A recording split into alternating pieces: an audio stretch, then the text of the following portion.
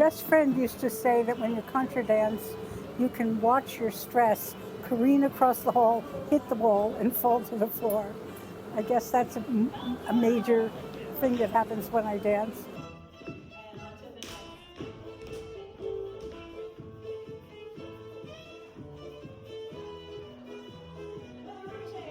There is the dance itself, where there's the actual order and the rules. You know, now we have larks and robins, so larks are going to do one thing, robins are going to do another thing. And to make sure that the larks are all doing the same thing, and so it lines up, and so you can feel the weight of other people, and so it can become kind of weightless and effortless as you go down the line. So you can just stop listening to the caller, remember the moves, and enjoy the ride that you get. Because you get to a flow state where you're not having, I don't have to think about what I'm doing. It just feels like that's what the dance needs. And that's very satisfying. And to have that happen with other people makes me feel like I'm like tuned in to a collective. The best dances are when it's so fluid that you really can't, there's really not a boundary between the two. You're just speaking the same language. The caller is so articulate as to be able to tell everybody what to do in the fewest words possible and with the best humor possible. One of the things I've always said I like about contra dancing is no one tells you where to put your feet, which is different than a lot of ballroom dancing. And there's the band that has to play a certain tempo that is fun to walk to, that is fun and that feels good and has a lightness and a levity and has music that is fun to listen to. And it's certainly been a big part of my life, and it's a joy to come back to it. And even though I'm older and clunkier than I used to be, my feet can still feel it when Roaring Jelly starts to play. And there's a sound system. You have to have the sound right so you can hear the caller, but if the caller is not so loud that you can't hear the band. These are the kinds of dances that were done here in New England and elsewhere in the States 100 years ago, 150 years ago. And it feels like there is this great chain of being that continues on from hand to hand. And I got really captivated with this notion of this is an indigenous folk art. This is our dance form that came over from the colonies, but we made it American back in the 17th century. It's that old. England is the indigenous homeland of that dance. I think the best contra dances are ones that can bring people in who don't know what they're doing. And I think a really great caller is someone who can absorb new people and appeal to seasoned dancers and have it all work. And that's the hardest thing to do.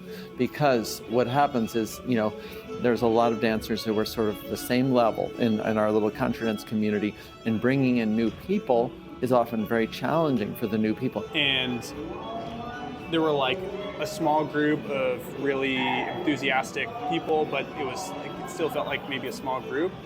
And over the last year, the like number of people at the dances has like really exploded. We're seeing tons of new faces. Some people like have become new regulars just in the last year. And then and there's still like, I don't know, dozens of people that are like first-time dancers that come to the dances. Has made this wonderful transition and been able to like actually outlive its founders, and it's very feels like it's healthy. So that's really wonderful. And also, like if you're a regular caller, then seeing the people 6 months later who came back and are still dancing, and how much better they've gotten, and how many friends they seem to have on the dance floor. And the wonderful thing about this kind of an event is that we leave our politics at the door. We come in and dance with each other as human beings who love to get together and do this kind of activity.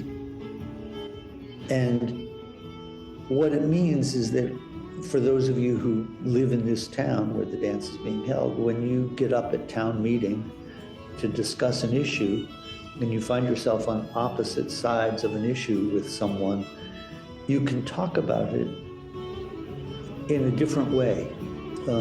You're talking to a person you disagree with, but this is a person you have held in your arms and smiled at and have shared an experience.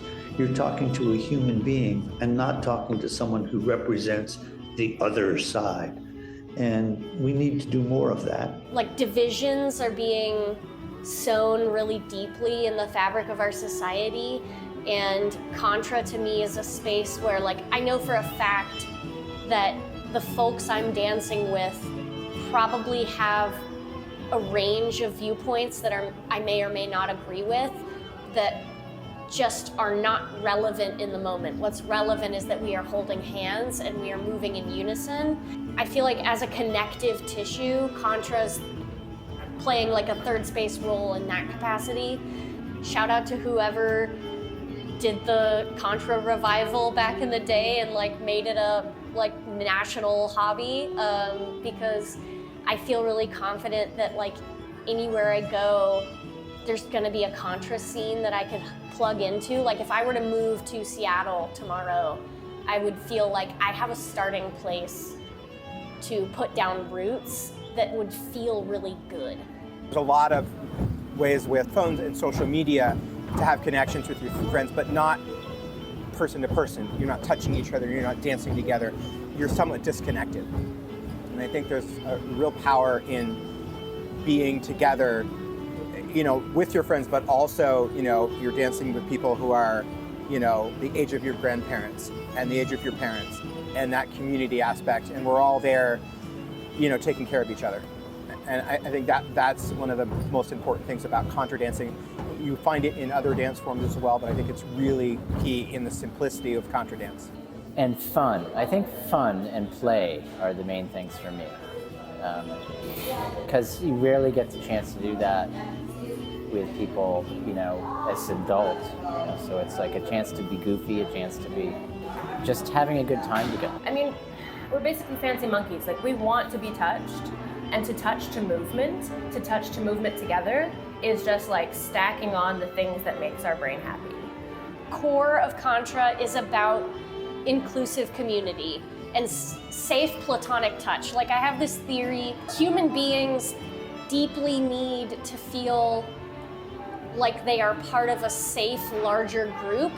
And as a person who lives in a big city, community, as it has historically existed in like villages, is not as much available to me. And especially in modern America, we are like atomized and individualized in a way that's kind of relatively new. Was a big shift to gender-free calling.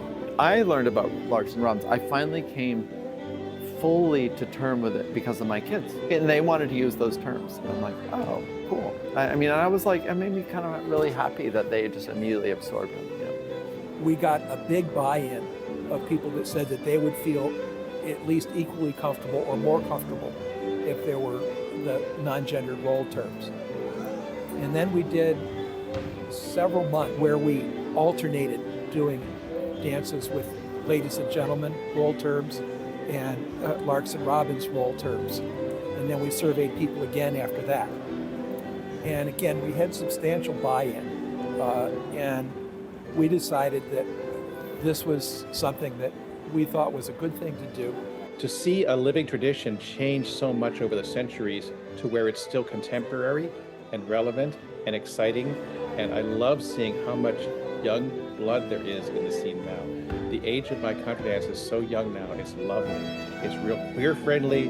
It's really, it's so non-binary. It's wonderful for an old guy like me to just get to be around that and love that energy.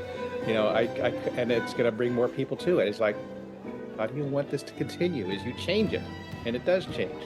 And so that's one of my favorite things about contra dance is that it's so malleable culturally. So I think that the question of the third place is really important because there needs to be a place to build community.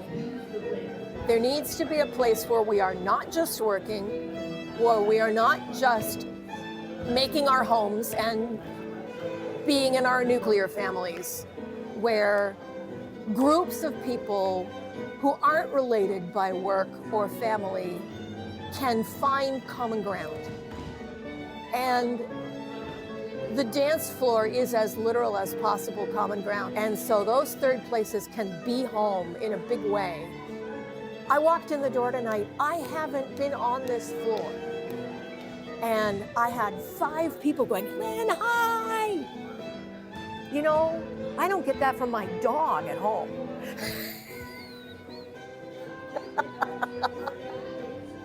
So to have a place where we can be so welcomed and to move and not just sit in a chair or sit in our cars, but to get out and do what makes us human. It's really rare to have a place outside of work and home where people remember your name and your pronouns and can be like, oh yeah, you're that person that we had that fun dance 2 weeks ago. Let's do it again. Yeah, it's nice to be perceived and known in that way. This is a third space, a particular kind of third space that we all need culturally, socially. This is my attachment to contra dancing is this is the kind of society I want to live in.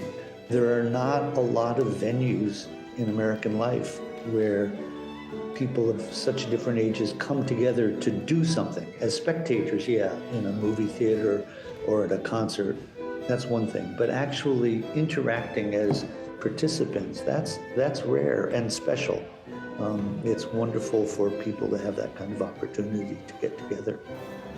I think that Contra is a nice third space, a place to go, a place to meet people. But because of the dancing, it's a little bit hard to really get to know people unless you go to the fourth space, which is afters, or the hangout after the Contra dance afters.